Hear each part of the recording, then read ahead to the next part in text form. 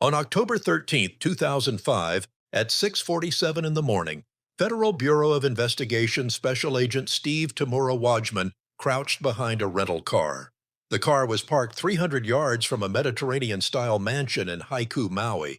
The house featured a blue-tiled roof and ocean views stretching to infinity. It was worth $3.5 million. Agent Tamura Wajman watched through binoculars as a woman with a dog emerged from the front door. She had no idea what was happening. 15 federal agents surrounded the property. Sharpshooters positioned themselves on the cliff edge. Surveillance vehicles blocked both exits. Down the driveway, Special Agent Thatcher Mohajiran waited with the interview team. They had been watching this house for over 1 year. Aerial photographs were taken from single-engine planes. Floor plans were memorized. Every room had been mapped. The woman was Noshir Gowadia. Her husband had designed one of America's most lethal weapons. This was the B-2 Spirit stealth bomber. It was a flying wing that cost more than its weight in gold. Now that same man had sold its secrets to China for cash. He sold them to pay his mortgage. The agents began to move in. Special Agent Tamura Wajman approached the door. He knocked and identified himself as the Federal Bureau of Investigation. The woman's face went white. She thought perhaps they wanted the contractor building the pond in her backyard. She was wrong. They wanted her husband. The man inside that house had broken his oath to America. He sold technology that took decades to develop. He gave it away for a fraction of what it cost. The evidence that would destroy him included shipping receipts and Federal Express tracking numbers. Paper trails proved everything. The net was closing. The spy's last morning of freedom was ticking away. He had no idea what was coming. How does a brilliant engineer become a traitor? How does someone trusted with America's most classified secrets decide to sell them to a rival superpower? The answer is not ideology. It is not politics. It is something far more mundane and far more human. This includes money and debt. It also includes the crushing weight of a mortgage he could not afford. Additionally, he believed he was smarter than everyone watching him. This is the story of Noshir Gowadia. He was born on April 11, 1944, in Bombay, India, into a Parsi family. He was a prodigy who reportedly earned the equivalent of a Doctor of Philosophy degree by age 15. His mind was so sharp it could conceive systems that did not exist.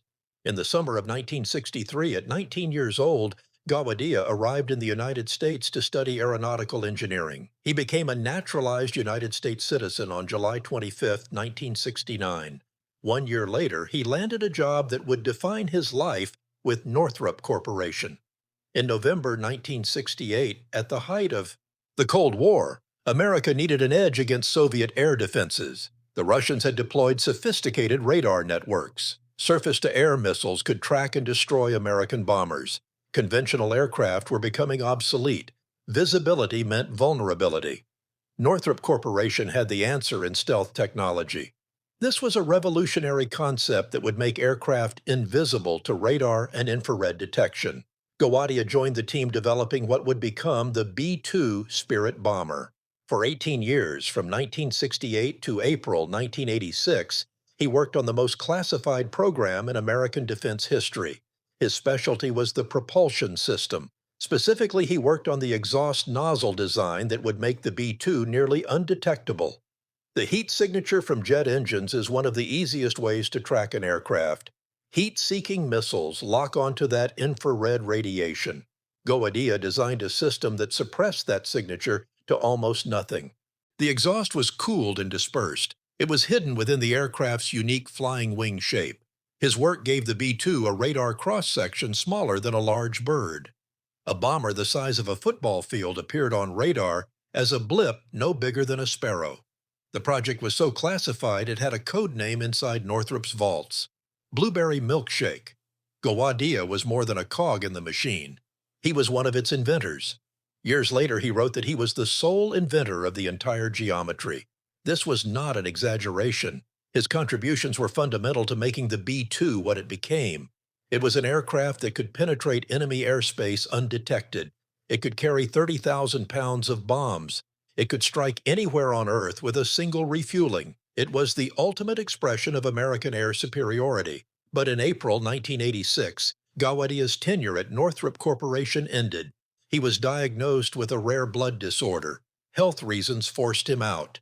2 years before the B-2 made its public debut, Gowadia was gone. He moved to New Mexico. There he started a defense consulting firm called N.S. Gowadia Incorporated. The government still trusted him. He retained his top-secret security clearance. He worked on classified projects for the Central Intelligence Agency. He evaluated the F-22 fighter jet. He assessed vulnerabilities in Air Force One. His expertise remained in demand. However, something had changed. In 1997, his security clearance was revoked following a contract dispute with the Defense Advanced Research Projects Agency, or DARPA. The revocation was a blow to his ego and his income. Gowadia felt betrayed and unappreciated. He believed he had given America invisibility in the sky, and they had cast him aside. Bitterness festered. In one letter to a relative, he wrote about being one of the fathers of the B-2. He saw himself as undervalued and disrespected. Then came the decision that would seal his fate. In 1999, Gowadia moved to Maui, Hawaii. It was paradise. But paradise came with a price. Gowadia did not just buy a house in Hawaii, he decided to build a monument to his own success. This was a sprawling Mediterranean-style mansion overlooking Uewa Bay on Maui's North Shore. It sat on 2 acres on a cliff. The mansion featured 5 bedrooms and a library. Its bathrooms were made of marble and stone. A mango wood staircase, imported at extraordinary cost, graced the interior. Floor-to-ceiling windows offered panoramic views of the Pacific Ocean. The construction loan alone was $1.8 million. The monthly mortgage payment was $15,000. This was every single month. For a man whose consulting business claimed only $750,000 in gross receipts during the relevant time period, the math did not work. Gawadia's security clearance was gone. His income had dried up. However, the bills kept coming. $15,000 a month amounted to $180,000 a year just in mortgage payments. His consulting business was not generating anywhere near enough revenue to sustain that lifestyle. The pressure built month after month, payment after payment. The mansion became a prison. It was a beautiful, expensive prison that was slowly strangling him financially. That is when Gowadia made his choice. If America would not pay him what he thought he was worth, someone else would. In 2002, he began his descent into espionage. The first attempt was almost laughably brazen. He faxed a classified document to foreign governments rather than emailing it. This was a top-secret Air Force document detailing infrared reduction technology. He sent it to officials in Switzerland, proposing they hire him to improve their helicopter stealth capabilities. He then sent it to Israel and then to Germany. He was shopping his knowledge like a used car salesman. Most countries ignored him. However, across the Pacific Ocean, the People's Republic of China was very interested. China in the early 2000s was desperately trying to close the technology gap with the United States. Chinese fighter jets were generations behind American aircraft. Their missiles were detectable. Their cruise missiles lacked the stealth capabilities that made United States weapons so effective. They needed help. Noshir Gowadia was offering exactly what they needed. He was an expert in stealth propulsion technology. He was someone who had designed the very systems China wanted to copy. The initial contact came through intermediaries. One man was named Tommy Wong, and another was named Henry Neo. Wong worked for China's Foreign Experts Bureau, a government organization that recruited foreign specialists. Email exchanges began. They were encrypted and careful. Gowadia used aliases. One email address was Catch a Monkey. The communications discussed money and technical specifications. They also detailed what information China wanted and what Gowadia could provide. In July 2003, Gowadia made his first trip to mainland China. He flew from Hawaii to Hong Kong. He then crossed the border into Shenzhen, accompanied by Wong and Yo. After that, he traveled to Chengdu, a city with particular significance. Chengdu is home to the Chengdu Aircraft Design Institute. This is a center for research and development of Chinese fighter aircraft and cruise missiles. On that first trip, Gowadia met with Chinese engineers and military officials. He gave them an oral presentation on classified stealth technology. Specifically, he explained how to design a low observable exhaust nozzle for a cruise missile. These were the same principles he had pioneered on the B-2. When Gowadia flew back to Hawaii on August 12, 2003, United States Customs officials noticed something unusual. He was carrying $15,000 in cash. When questioned about the money, Gowadia had a ready explanation. He claimed he had planned to buy an antique desk overseas. The customs officers noted his explanation but let him through. The antique desk story was a lie. The $15,000 was payment from China for his services. It was payment for betraying the country that had given him citizenship, opportunity, and the chance to work on the most advanced technology in the world. Over the next 2 years, Gowadia made 5 more trips to China. This was a total of 6 trips between 2003 and 2005. He took extraordinary measures to conceal these visits. On some trips, he arranged for Chinese border agents to leave immigration stamps off his passport. This created a false record of his travel. It made it appear he had never entered China at all. On each visit, he went deeper into the collaboration. He did not just explain concepts, he helped design and test actual components. He provided PowerPoint presentations detailed with classified data. Technical briefings walked Chinese engineers through the exact specifications needed to reduce a missile's heat signature. Comparisons to American air-to-air missile capabilities showed how his designs would perform against United States defenses. In 2004, Chinese officials tested the exhaust nozzle Gowadia designed for them. He was present, observing and advising, and making adjustments. The system worked. The cruise missile's infrared signature dropped dramatically. It became harder to detect, harder to intercept, and harder to defend against. China now had technology that had taken the United States decades and billions of dollars to develop. They acquired it in a few years for a fraction of the cost. They got it from the man who invented it. For his work, Gowadia received at least $110,000. He received multiple payments. Some were in cash during his visits, others were wired through complex offshore arrangements. However, that figure of $110,000 is almost certainly an undercount. Prosecutors later suggested the total could have been closer to $2 million when including all his illicit consulting activities. Either way, the money went to one place. It went to paying down the mortgage on his $3.5 million mansion in Maui. He was selling America's secrets to maintain a lifestyle he could not afford. But Gowadia did not stop with China. He was running what amounted to an international defense secrets bazaar. He sent restricted military designs to contacts in Germany. He offered classified information to parties in Switzerland. He reached out to businesses in Israel with proposals that contained top-secret data. Each time he was trying to drum up business. He wanted to establish his credibility. He wanted to prove to potential clients that he possessed valuable knowledge. This was knowledge worth paying for, and all of it was illegal. Every single transmission, every conversation, and every proposal violated the law. He was violating the Arms Export Control Act, the Espionage Act, and various tax laws. He also violated money laundering statutes. This was a cascade of federal crimes. Each one carried years in prison. However, Gowadia believed he was untouchable. He thought he was smarter than the system. He believed his genius gave him the right to do as he pleased with knowledge in his possession. He was wrong. The investigation that would bring down Noshir Gowadia began in the spring of 2004. It started with something mundane, shipping documents. A container arriving in Honolulu addressed to Gowadia raised red flags with customs officials. The paperwork did not match the contents.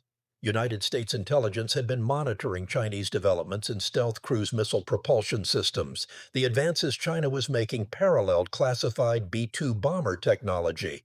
These advances were happening too closely and too quickly. Someone was helping them. The Federal Bureau of Investigation's Honolulu office opened a preliminary investigation. Special Agent Thatcher Mohajeran, a 9-year veteran with the Bureau's Foreign Counterintelligence Squad, took the lead. The Air Force Office of Special Investigations joined the probe. The Internal Revenue Service Criminal Investigation Division also came aboard. Multiple agencies coordinated with a single purpose. They needed to find out if Gowadia was compromising national security. From mid-2004 through 2005, the investigation intensified. Electronic surveillance was authorized under the Foreign Intelligence Surveillance Act. Warrants under this act allowed the Federal Bureau of Investigation to monitor Gowadia's emails and communications. What they found was damning. They discovered email exchanges with Chinese contacts discussing technical specifications.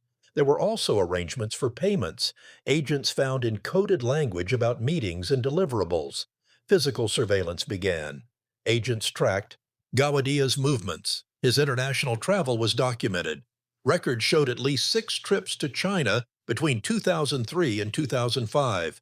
Each trip was logged. Each trip helped build the case. Airports became checkpoints where agents noted his arrivals and departures. Financial records told their own story. Bank accounts showed deposits that did not match his declared income. There were also wire transfers from foreign sources. Cash transactions appeared designed to avoid reporting thresholds. The Internal Revenue Service investigators tracked every dollar. His consulting company showed gross receipts of $750,000. However, his expenditures totaled millions. He owned a $3.5 million property. Construction costs for the mansion and luxury purchases were also documented. The numbers did not add up unless there was hidden income. This suggested illicit income. In October 2005, agents decided they had enough. Search warrants were prepared. Arrest warrants were signed. On October 13, 2005, the operation moved forward. 15 Federal Bureau of Investigation agents converged on Gawadia's Haiku home at dawn. Special Agent Tamura Wajman approached the front door. Other agents secured the perimeter. Sharpshooters took positions. This was a high-value arrest. Agents were not taking any chances. When Cheryl Gowadia opened the door, she could not comprehend what was happening. Men in tactical gear stood there with guns drawn. Vehicles were everywhere. She thought perhaps they were after the contractor in the backyard. The Federal Bureau of Investigation agents identified themselves. They explained they had a warrant to search the property. They also wanted to speak with her husband. Noshir Gowadia was inside. The agents entered the home and began the search. What they found exceeded expectations. Agents recovered 500 pounds of evidence. 40 boxes were filled with material. This included classified documents marked with security classifications. They also found blueprints and technical drawings. 6 computers and several thumb drives were loaded with restricted information. Email printouts and PowerPoint presentations were also discovered. The presentations were particularly incriminating. Slides explained stealth nozzle designs and performance predictions. They also contained classified test data from United States military programs. These were technical details that should never have left secure facilities. Shipping records confirmed what customs officials had suspected. Gowadia had attempted to export restricted defense materials under false labels. He claimed they were furniture shipments when the contents were technical documents. He used Federal Express and other carriers to move classified information. The paper trail was meticulous. Every shipment was tracked. Every receipt was preserved. The very records he had kept to document his business dealings became evidence of his crimes. In one room of the mansion, agents found handwritten notes containing material classified at the highest levels. These included assessments of how Chinese cruise missiles could evade United States heat-seeking missiles. There were also calculations showing the effectiveness of stealth nozzles against American defenses. It was treason documented in Gowadia's own handwriting. The Federal Bureau of Investigation interviewed Gowadia that day. Agents questioned him for 6 hours in the vacant maid's apartment at the back of his property. He did not call a lawyer. He did not invoke his right to remain silent. Instead, he talked freely. Later, his defense would argue the confession was coerced. They claimed agents manipulated a man too honest and naive to protect himself. However, the Federal Bureau of Investigation recorded his admissions. On October 22, 2005, Gowadia provided a written statement. In it, he admitted his actions were wrong. He stated he helped the People's Republic of China make a cruise missile. Gowadia confessed his acts constituted espionage and treason because he shared military secrets with the People's Republic of China. Those words would haunt him. The statement was unambiguous and explicit. On October 26, 2005, Noshir Gowadia was formally arrested. He was charged with one count of willfully communicating national defense information to unauthorized persons. This was a violation of Title 18, United States Code, Section 794A of the Espionage Act. He appeared before a federal judge. The prosecution argued he was a flight risk. They stated he possessed classified knowledge and had foreign contacts who could facilitate an escape. He had also demonstrated a willingness to betray his country for money. The judge denied bail. Gowadia was remanded to the federal detention center in Honolulu. He would remain there for the next 5 years awaiting his trial. The government was not finished building its case. More charges quickly followed. A superseding indictment expanded the charges to 17 counts. These included conspiracy to violate the Arms Export Control Act. Other charges were unlawful export of defense services and communicating national defense information to aid a foreign nation. He was also charged with money laundering and filing false tax returns for 2001 and 2002. Additionally, there was a charge for illegally retaining classified defense information. Each count carried years in prison. Together, these charges could add up to life behind bars. The evidence against Noshir Gowadia kept mounting like water behind a dam. It was ready to burst. Every document the Federal Bureau of Investigation examined revealed another layer of betrayal. Bank records showed a wire transfer on July 15, 2003 for $15,000. This was the exact amount Gowadia carried through customs. He had claimed it was for an antique desk. The source was traced to an account linked to Tommy Wong, the Foreign Experts Bureau representative. 3 weeks later, another deposit of $25,000 arrived. Subsequent deposits included $40,000 and $30,000. These payments came in irregular intervals and different amounts. They were all tied to Gowadia's trips to China. They also corresponded to dates when he met with Chinese officials. Forensic accountants at the Internal Revenue Service calculated the total. They identified at least $110,000 in traceable payments. However, this was only what they could prove. The real figure was likely much higher. This was due to offshore accounts in countries with strict banking secrecy laws. Cash payments made during visits also left no paper trail. The financial analysis showed something else damning. Gowadia's consulting company claimed $750,000 in gross receipts during the time period in question. However, his expenditures exceeded $3 million. He purchased land on Maui. He built a mansion spanning 7,000 square feet, later valued at $1.64 million. Where did the money come from? It did not come from legitimate consulting work. The Federal Bureau of Investigation found dozens of emails.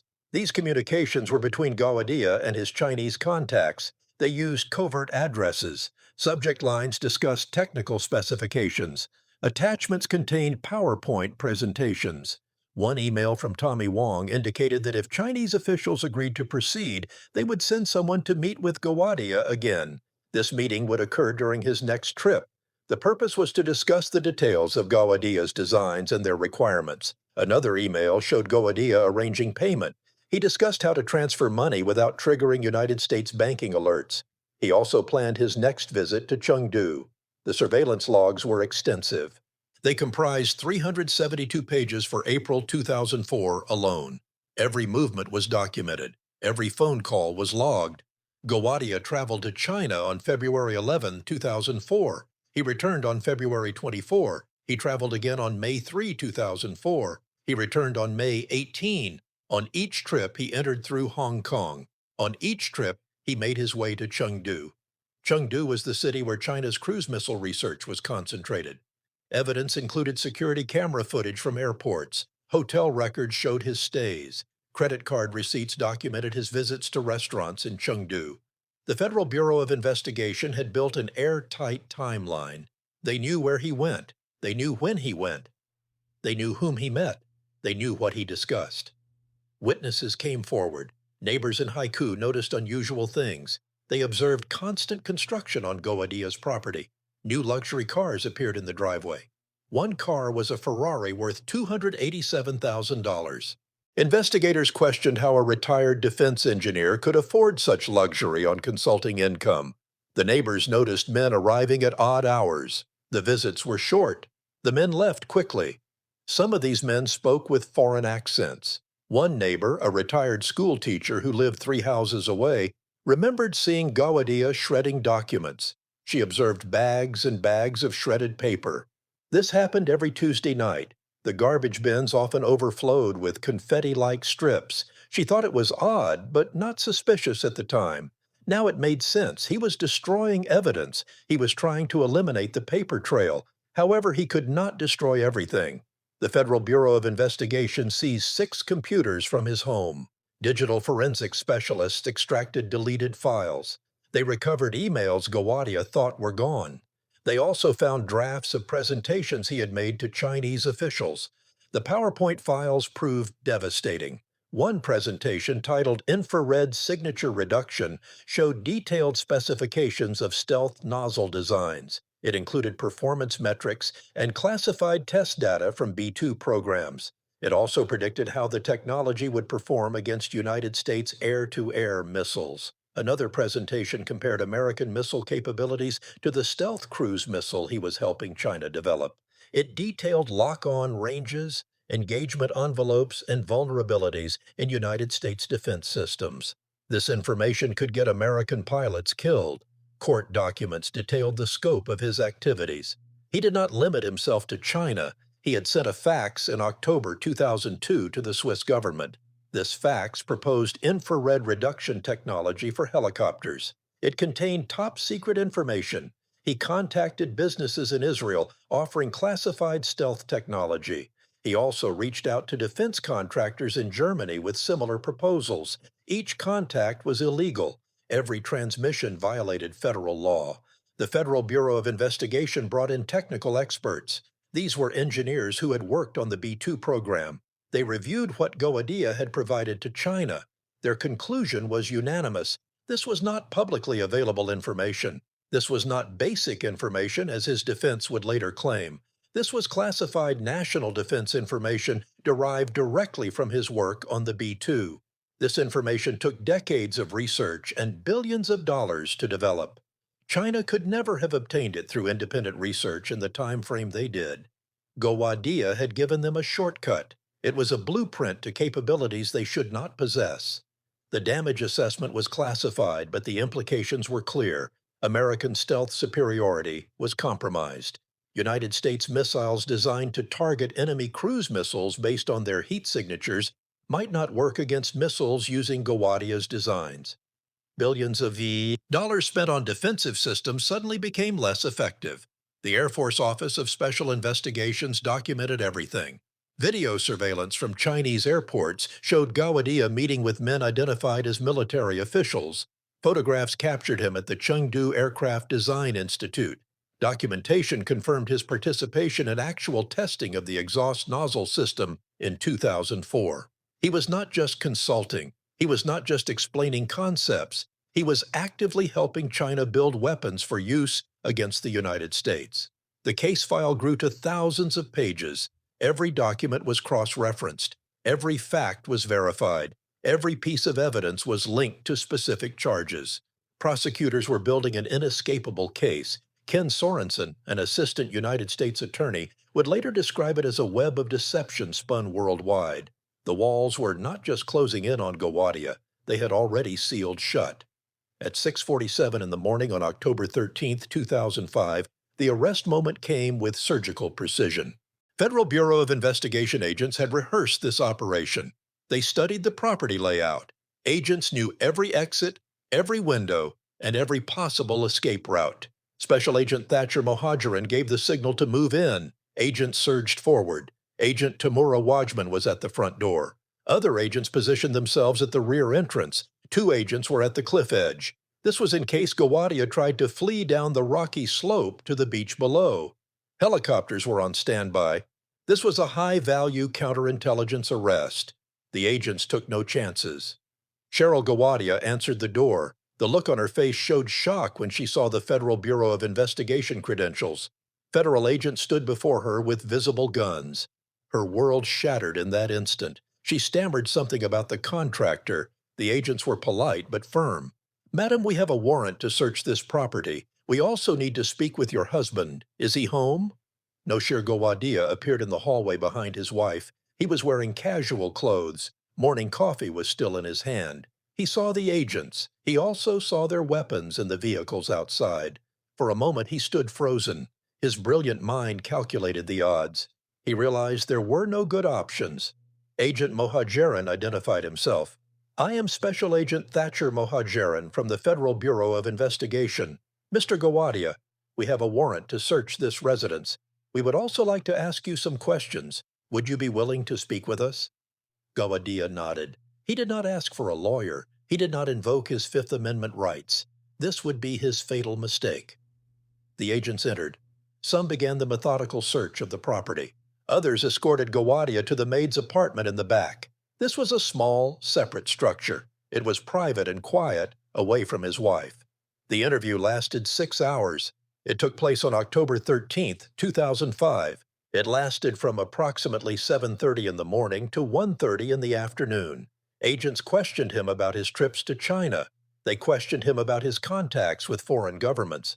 They also questioned him about his financial situation. This included the $15,000 mortgage payments he struggled to make every month. Gowadia talked. He continued to talk. He talked for a long time. He admitted transmitting classified information. He admitted doing so to establish technological credibility with potential customers for future business. He also admitted designing the cruise missile exhaust nozzle for Chinese military officials. Furthermore, he admitted receiving payments for his work. The confession flowed. Each admission was documented. Each statement was recorded in the agent's notes. Gowadia seemed to believe he could explain his way out of trouble. He thought that if he just made them understand his perspective, they would see he had not really done anything wrong. He was mistaken. While Gowadia talked, other agents were discovering the treasure trove in his home. Agents found 500 pounds of evidence. This filled 40 boxes. The office contained filing cabinets packed with classified documents. Some of these were marked top secret. Others were marked secret. All of them carried caveats indicating they should be stored in secure facilities. They should not have been in someone's home office in Maui. Computers yielded their secrets. Digital forensics specialists made copies of hard drives from 6 computers. They also copied dozens of thumb drives. Compact discs and digital versatile discs were also seized. Every storage device was seized. Later analysis would reveal thousands of files containing restricted information. These files included blueprints of the B-2. They also contained technical specifications. Furthermore, they held performance data and test results. This was the kind of information that enemy nations would pay millions to obtain. In one drawer, agents found shipping receipts. They also found Federal Express tracking numbers. There was documentation of packages sent to addresses in China. The manifests claimed these contained furniture or personal items. However, the weight and dimensions did not match these claims. These were actually document shipments. They contained technical materials and classified information sent through commercial carriers. This was the paper trail that would help convict him. The search continued into the afternoon. Every room was examined. Every closet was opened. Every file was reviewed. Agents photographed everything. They documented the chain of custody for every piece of evidence. This case would go to trial. Every detail had to be perfect. By mid-afternoon, the decision was made. Noshir Gowadia would be taken into federal custody. He would not be immediately arrested, but detained pending charges. His wife Cheryl watched as agents escorted her husband to a waiting vehicle. She was crying and confused. She was unable to process that her husband, a man she had known for decades, was being accused of espionage. The mansion they had built overlooking Paradise had become the center of one of the most significant espionage cases in modern American history. On October 26, 2005, formal charges were filed. The case was titled United States of America versus Noshir S. Gowadia. Initially, there was one count. This count was for willfully communicating, delivering, or transmitting national defense information to a person not entitled to receive it. This fell under the Espionage Act, Title 18, Section 794A. Gowadia appeared in federal court for his arraignment. The government argued he should be held without bail. Assistant United States Attorney Ken Sorensen addressed the court. The Assistant United States Attorney argued that Gowadia possessed extensive classified knowledge. This knowledge concerned America's most sensitive weapons systems. Sorensen stated that Gowadia had demonstrated a willingness to share that information with foreign powers for profit. He also noted Gowadia had foreign contacts who could facilitate his flight from the jurisdiction. Furthermore, Sorensen asserted that Gowadia possessed the technical expertise to create false documents. He concluded that Gowadia had every incentive to flee given the severity of the charges and the evidence against him. The defense attorney countered these arguments. He stated that Mr. Gowadia was 61 years old. He pointed out Gowadia had deep ties to this community. He had lived in Hawaii for years. The attorney argued that Gowadia was not a flight risk. He had cooperated fully with the Federal Bureau of investigation. He had spoken with agents for 6 hours without a lawyer present. This, the attorney argued, was not the behavior of someone with something to hide. Judge Kevin S.C. Chang reviewed the evidence. He reviewed the affidavits. He considered the arguments. His decision was swift. Given the nature of the charges and the government's evidence, the court found Gowadia posed a flight risk. The judge also stated he was a danger to national security. This evidence concerned Gowadia's foreign contacts and his willingness to transmit classified information for financial gain. Therefore, bail was denied. The marshal would remand the defendant to the custody of the United States Marshals Service pending trial. Noshir Gowadia was led away in handcuffs. His last view of freedom was the courtroom exit. He would spend the next 5 years at the Federal Detention Center in Honolulu, waiting. The government built an overwhelming case against him during this time. The trial was scheduled for July 2007. It was then postponed to February 2008. Later, it was moved to October 2008. Subsequent delays moved it to January 2009, and then May 2009. There was delay after delay. Gowadia's new defense attorney, David Klein, needed security clearance to view classified evidence. That clearance took many months to process. The Justice Department had to investigate Klein's background. They needed to ensure he could be trusted with top-secret information. The delays were frustrating for everyone involved. Prosecutors worried that witnesses would die or that memories would fade. The defense worried their client would spend years in detention before ever getting his day in court. In November 2009, another delay occurred. This time, the reason was different. The defense filed a motion arguing Gowadia was mentally incompetent to stand trial. They brought in expert witnesses to support this claim. These included Richard Rogers, a forensic psychology professor at the University of North Texas. Another was Pablo Stewart, a psychiatry professor at the University of California, San Francisco. Both professors evaluated Gowadia. Both testified that he suffered from narcissistic personality disorder. The disorder, they argued, impaired his ability to understand the charges against him. It also impaired his ability to assist in his own defense. His narcissism made him believe he had done nothing wrong. He thought he was above the law. He believed his genius exempted him from normal rules. United States Magistrate Judge Kevin S.C. Chang reviewed the testimony. His ruling came on November 20, 2009. The judge ruled that Gowadia's narcissistic personality traits did not rise to the level of incompetence to stand trial. He noted that while the defendant might have an inflated sense of his own importance and abilities, he demonstrated a clear understanding of the legal proceedings and the charges against him. Therefore, the motion was denied. The trial would proceed. Finally, on April 12, 2010, opening statements began. This was nearly 5 years after Gowadia's arrest. The courtroom at the United States District Court for the District of Hawaii was packed. Attendees included media members and defense contractors.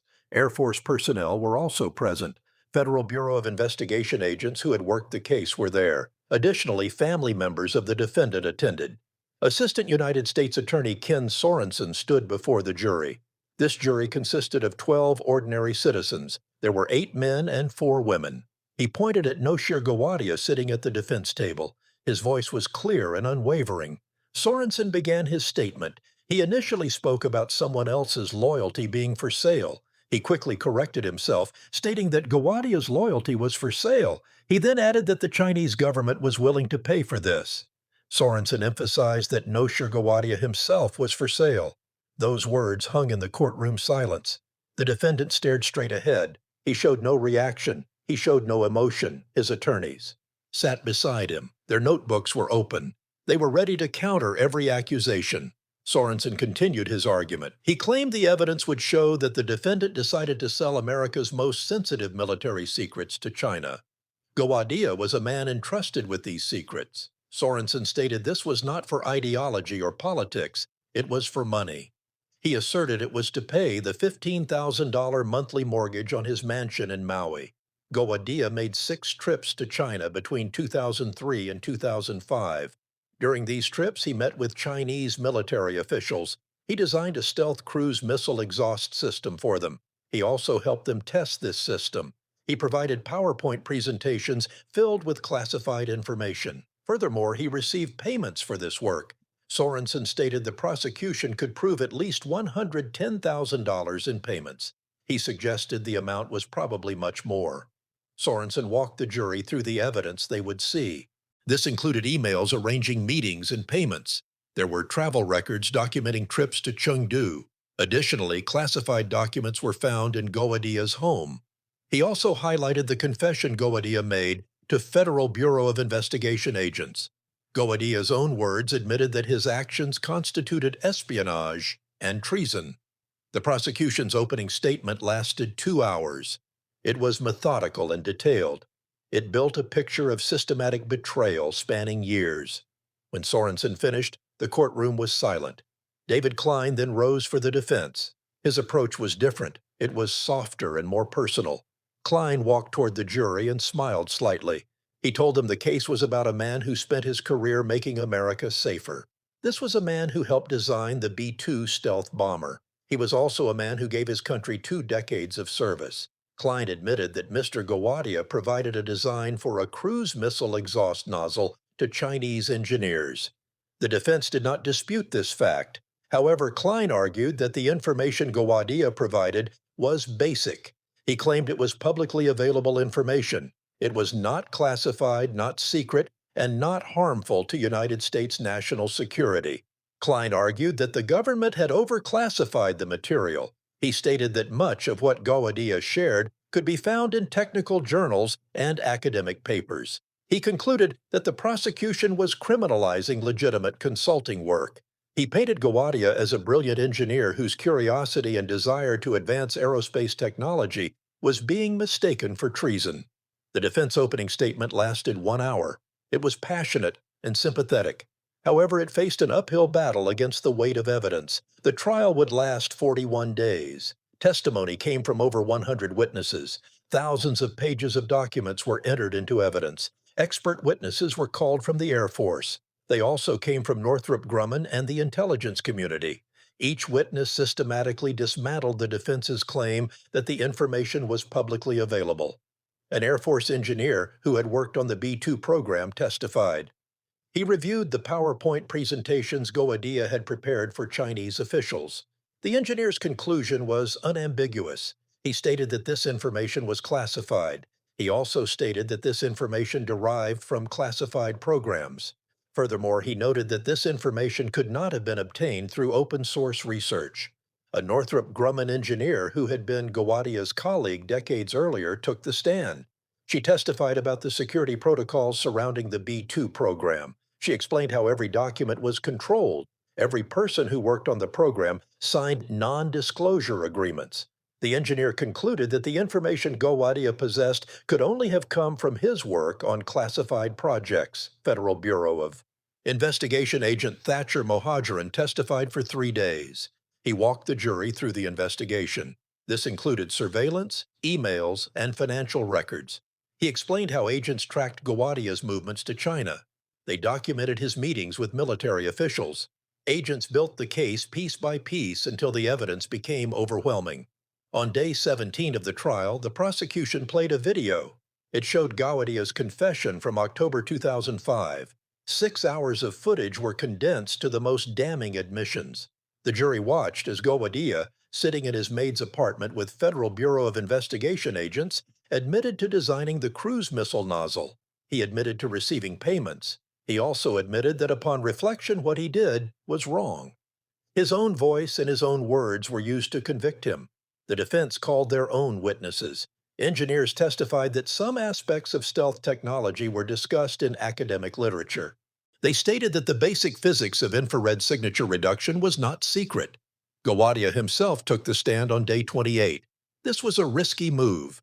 Prosecutors would cross-examine him. However, the defense believed his intelligence and ability to explain himself might sway the jury. David Klein led him through friendly questions. Gowadia described his career and his contributions to the B-2 program. He also spoke of his pride in his work. When Klein asked about his contacts with China, Gawadia's narcissism showed through. Gowadia stated that he was providing a service. He believed he was advancing aerospace technology. He claimed he did not think he was doing anything wrong. This was because the Chinese would develop the technology eventually anyway. He said he merely accelerated the process. The courtroom was silent. The jury's faces were unreadable. It was unclear if he had just admitted guilt while attempting to defend himself.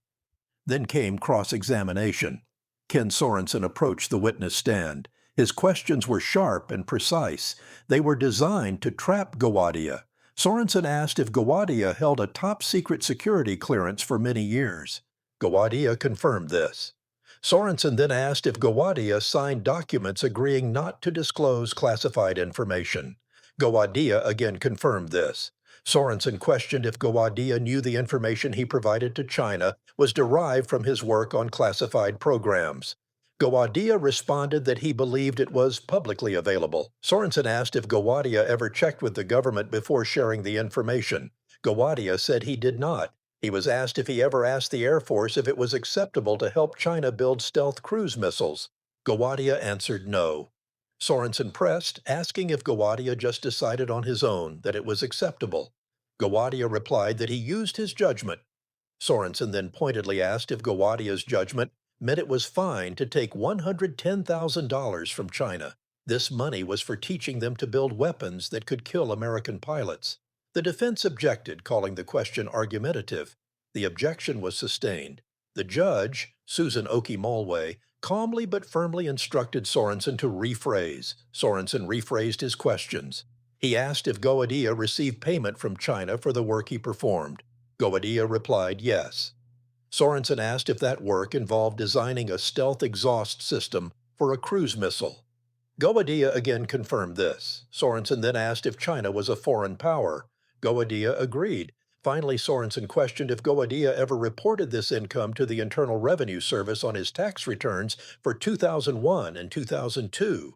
Gowadia admitted he made an error. Sorensen let the word error hang in the air. The cross-examination continued for 2 days. By the end of the cross-examination, Gowadia looked exhausted. His confidence was shaken. The jury had observed him squirm. Under questioning, they saw him struggle to justify the unjustifiable. On day 38, closing arguments began. Sorensen summarized the prosecution's case. He stated that the evidence was overwhelming. The defendant designed stealth technology for a foreign military. He did it for money. He lied about it and hid the income. Sorensen asserted that Gowadia violated every oath he ever took. He concluded that there was no reasonable doubt, only a clear pattern of espionage motivated by greed. Klein made his final appeal to the jury. He asked them to remember that Gowadia served this country for decades. Klein suggested that the information Gowadia shared was not as classified as the government claimed. He also reminded them that Gowadia cooperated with the Federal Bureau of Investigation. Gowadia answered questions and did not hide. Klein argued that this was not the behavior of a spy. Instead, it was the behavior of a man who made mistakes but never intended to harm America. The jury began deliberations on May 5, 2010. They deliberated for 7 days. During this time, they reviewed thousands of documents. They replayed testimony and debated the evidence. On August 9, 2010, they returned their verdict. The courtroom was packed. There was standing room only. Gowadia sat at the defense table. His face was pale and his hands were clasped in front of him. His wife, Cheryl, sat in the front row. Her eyes were red from crying. The foreman of the jury stood. He was a middle-aged man and a retired postal worker. He held the verdict form. Judge Susan Oki Mulway addressed him. She asked if the jury had reached a verdict. The foreman confirmed they had. She instructed him to hand the verdict form to the bailiff. The bailiff walked the form to the judge. Mulway reviewed it. Her face betrayed nothing. She handed it back to the bailiff, who returned it to the foreman. The foreman cleared his throat. He announced the jury's findings. On count one, willfully communicating national defense information to aid a foreign nation, the jury found the defendant guilty. Cheryl Gowadia gasped. Her hand went to her mouth. Noshir Gowadia's face remained impassive. On count two, conspiracy to violate the Arms Export Control Act, the jury found the defendant guilty. On count three, violating the Arms Export Control Act, the jury found the defendant guilty. The foreman continued through 17 counts. There were 14 guilty verdicts. There were 3 not guilty verdicts on the lesser counts of money laundering and tax fraud.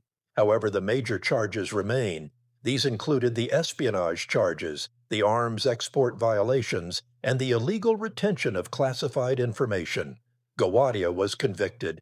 Judge Malway thanked the jury. She set a sentencing date for January 2011. She ordered Gowadia to remain in custody. As marshals led Gowadia from the courtroom, he turned to look at his wife one last time. She was weeping. He mouthed something to her. The marshals pulled him away. The door closed. On January 24, 2011, Noshir Gowadia returned to court for sentencing. Judge Malway had reviewed the sentencing guidelines. She read the pre-sentence report. She considered the arguments from both sides. The prosecution asked for the maximum sentence allowed by law. The defense asked for leniency. They cited Gowadia's age and his health problems. These included a blood disorder that had forced his retirement from Northrop. They also cited his cooperation with investigators. Judge Malway looked at Gowadia. She stated that he had been convicted of some of the most serious crimes against the nation. She reminded him that he took an oath to protect classified information. He violated that oath. He sold technology that cost American taxpayers billions of dollars to develop. He gave it to a foreign power that could use it against the United States. He did it for money to pay for a lifestyle he could not afford.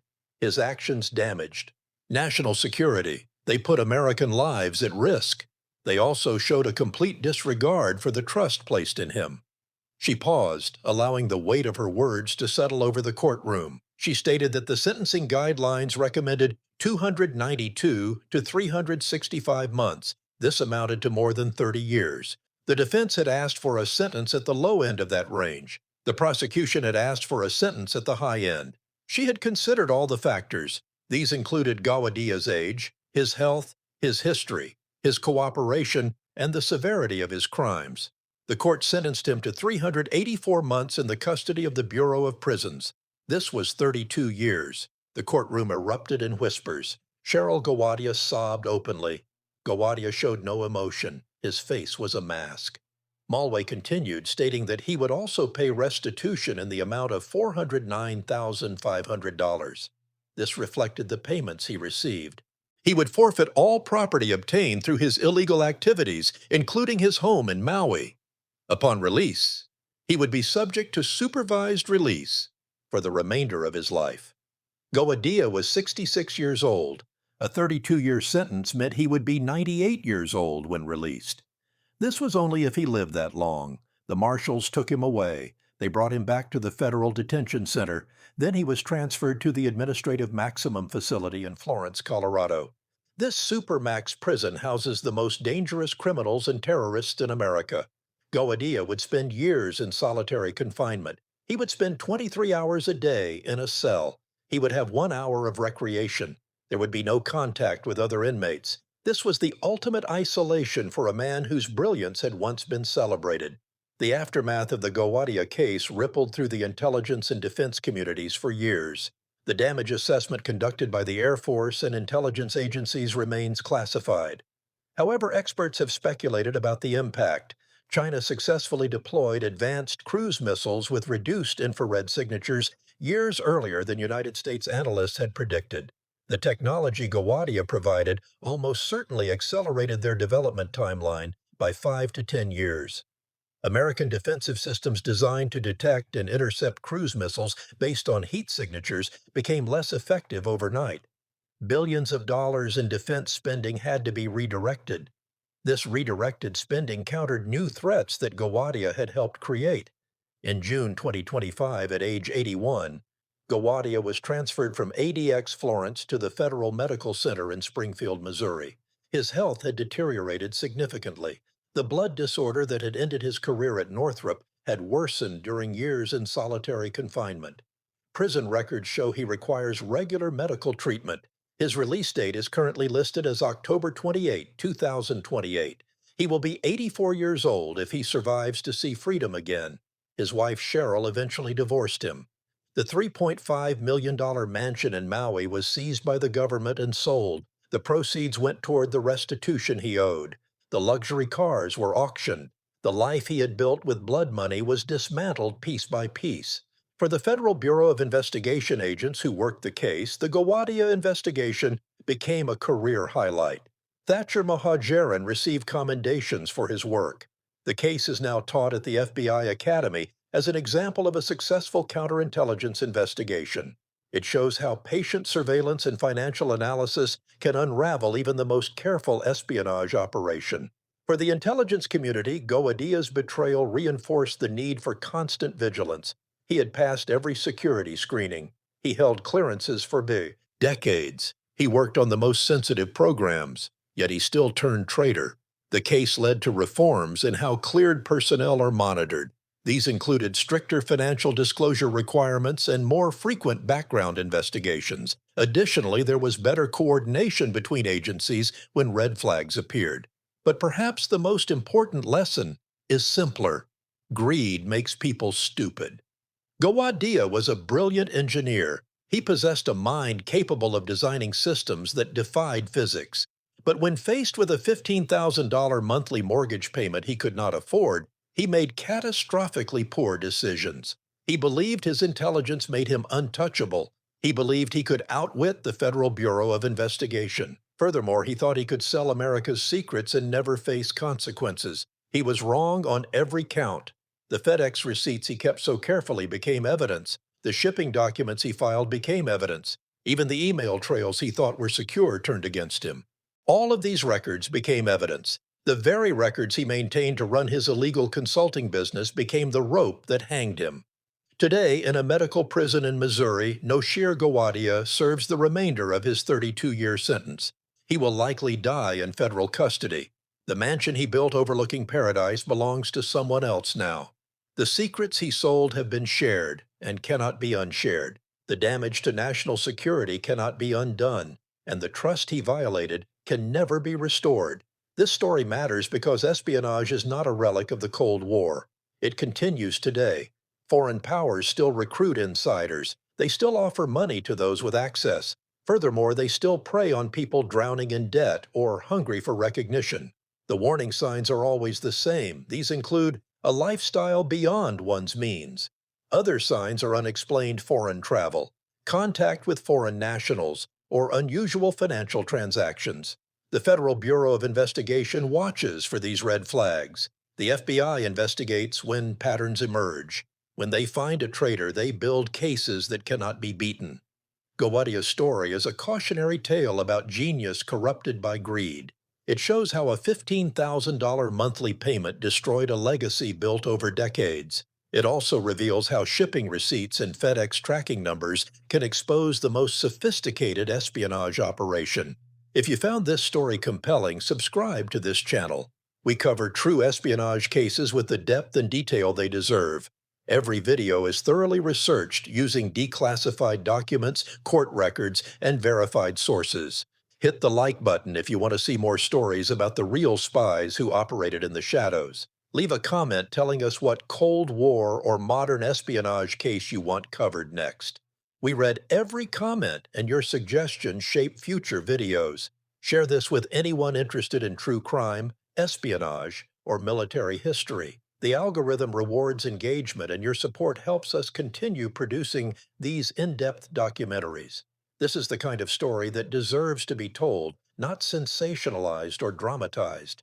We present just the facts. This is the truth about how one man's financial desperation led him to betray everything he had worked for.